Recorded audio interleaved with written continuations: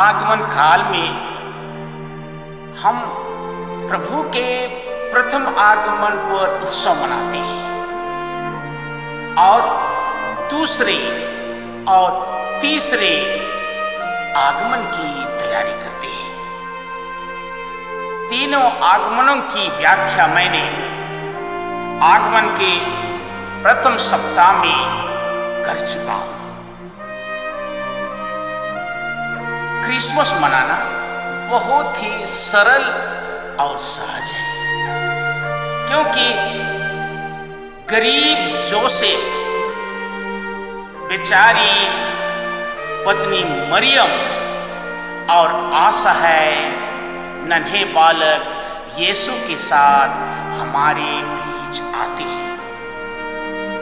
Christmas के समय हम प्रत्येक जन अपने घरों को सजाते हैं, श्रृंगारते हैं, मिठाई पकवान बनाते हैं, उपहार देने की तैयारी करते हैं। लेकिन इसी आपाधापी में हम अपने हृदय आत्मा को प्रभु के आगमन की तैयारी करना भूल जाते हैं। अतः सुबह या शाम को एक पल समय लीजिए और अपने आत्मा को प्रभु के आगमन के लिए तैयार कीजिए। यदि आप ऐसा कर पाते हैं तो यह आगमन बहुत ही आनंदमय और बहुत ही रोचक के साथ अर्थपूर्ण होगा। कम से कम आप इस 1 मिनट के बीच में पढ़िए संत मार्कुस के सुसमाचार अध्याय 1 पद संख्या 3, मलाकी के ग्रंथ अध्याय 1 पद संख्या 3 और नबी ईसाइयाह के ग्रंथ अध्याय 40। या हमारे लिए प्रत्येक जन के लिए आनंद और खुशी का समय लाने के लिए ईश्वरी कृपा लेके आएगा। हमारे ऊपर पवित्र आत्मा की बारिश होने लगेगी। आज का पहला पाठ नबी ईसाइयाह के ग्रंथ अध्याय 40 पद संख्या 1 से 5 और 9 से 11 और संत मार्कुस के सुसमाचार अध्याय 1 पद संख्या 1 से 8 में एक शब्द मुखर के आता है, वह है क्राइंग, पुकारना, मांगना, याचना करना। सादरी में हम कहते हैं हकायक, बांग्ला में कहते हैं डाक, अर्थात सुख या दुख में पुकारना।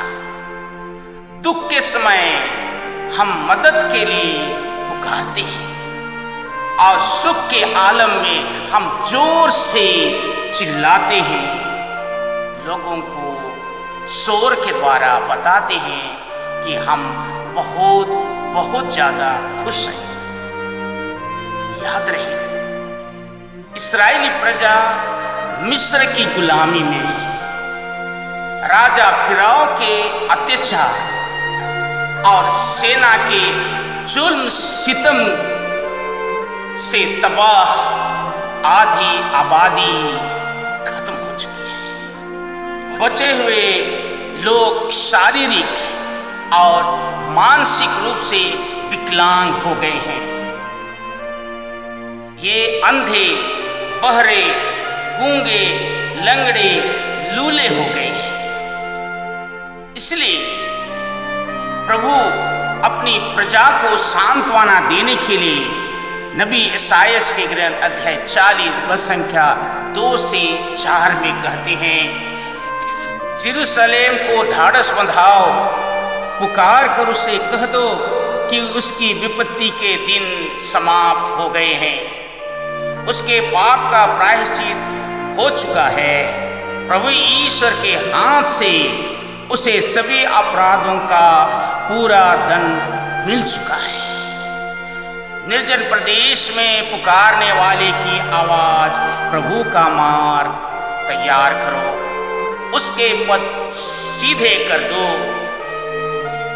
हर एक घाटी भर दी जाए, हर एक पहाड़ और पहाड़ी समतल किए जाएं, खड़ी चट्टाने मैदान और कागार को घाटी बना दिया जाए। इसलिए कहते हैं क्योंकि हमारे इस्राएली प्रजा विकलांग हो चुकी है, असहाय है, त्रस्त है, बेचारी है। इसलिए प्रभु कहते हैं सांत्वना के शब्द, क्योंकि वे लोग समतल भूमि में सरलता से, सुगमता से आएंगे और प्रभु से मुलाकात करेंगे।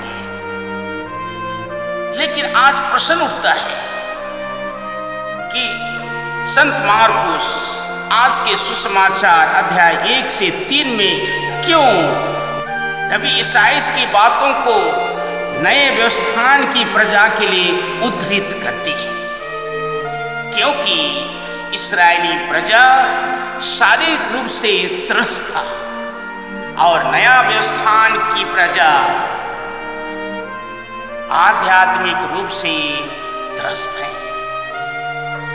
मेरे प्रियजन, यीशु ख्रीस्त हम प्रत्येक जन को पापों से छुटकारा देने के लिए स्वर्ग से धरती पर जन्म लेने वाले हैं। पाप मनुष्य को ईश्वर से अलग कर देता है। ईश्वर सृष्टि करता है, उससे अलग कर देता है, क्योंकि वही हमारे मुक्तिदाता हैं। हमारे स्वर्ग के द्वार खोल दिए, फिर भी ये पाप हमें ईश्वर से अलग कर देता है। पाप के कारण आज संपूर्ण विश्व में बहुत सारे देश अलग थलग हैं। पाप के कारण आज सामाजिक विघटन है, पारिवारिक टूटन है, व्यक्तिगत जीवन में एकाकीपन है। आज मनुष्य त्रस्त है भूख से नहीं, मनुष्य त्रस्त है बीमार से नहीं, मनुष्य त्रस्त है प्यास के लिए नहीं, परंतु त्रस्त है अकेलापन के कारण। अर्थात हमारी आत्मा निर्जन हो गई है, सुनसान हो गई है, अकेला हो गई है। मेरे प्रियजन, इसलिए गायक ने सुंदर सी रचना की। उसमें कहता है, पियासल हिरनी जे पानी जे खोजाए, झरन झरन पानी खोजाए, ओहे पियासल हिरनी लेके मोय तो तीनों रती तो के खोजो ना। मेरे प्रियजन, आज मेरी आत्मा भटकती है, आपकी आत्मा एकाकी में इधर उधर देखती है, प्रभु से मिलना चाहती है। बाप माँ को बाप से, बाप को माँ से अलग कर देती है। माँ बाप को बच्चों से, बच्चों को माँ बाप से अलग कर देती है। पति को पत्नी से, पत्नी को पति से अलग कर देती है। भाई को बहन से, बहन को भाई से अलग कर देती है। और इसलिए हम प्रत्येक जन को आज चिंतन करने की जरूरत है कि हमारी अंतरात्मा व्यर्थ भूमि की तरह सुनसान और उजाड़ है। ईर्ष्या, द्वेष, निंदा, शिकायत, लड़ाई, झगड़ा, वासना, लंपटता आदि की घाटियां हैं। ये घाटियां रोज रोज बढ़ते जा रहा है। धन, दौलत, पद, ओहदे जितने बड़े हैं, उतने ही अहंकार के पहाड़ और पहाड़ियां हैं। ये छोटे नहीं, ऊंचे होते जा रहे हैं। याद रहे, धनी गरीब काला गोरा, जाति, धर्म आदि की खाई बढ़ती जा रहा है। और इसलिए हम प्रत्येक जन को इस आगमन में चिंतन करना चाहिए, क्योंकि आगमन के समय ना केवल हम अपने पापों को पहचाने, याद करें, परंतु आगमन हमें अपने जीवन में बदलाव करने के लिए निमंत्रण देता है। हमें पश्चाताप करना चाहिए। पाप करना मानवीय है, लेकिन पश्चाताप करना स्वर्गीय है, कभी ना भूलेंगे। और इसी निमंत्रण को स्वीकार करते हुए यदि हम अच्छी तरह आगमन का समय काटें तो निश्चय ही ईश्वरीय कृपा हमारे घर द्वार में आने लगेगा। हमारे जीवन में ईश्वरीय कृपा का द्वार खुल जाएगा, पवित्र आत्मा की बारिश होने लगेगी।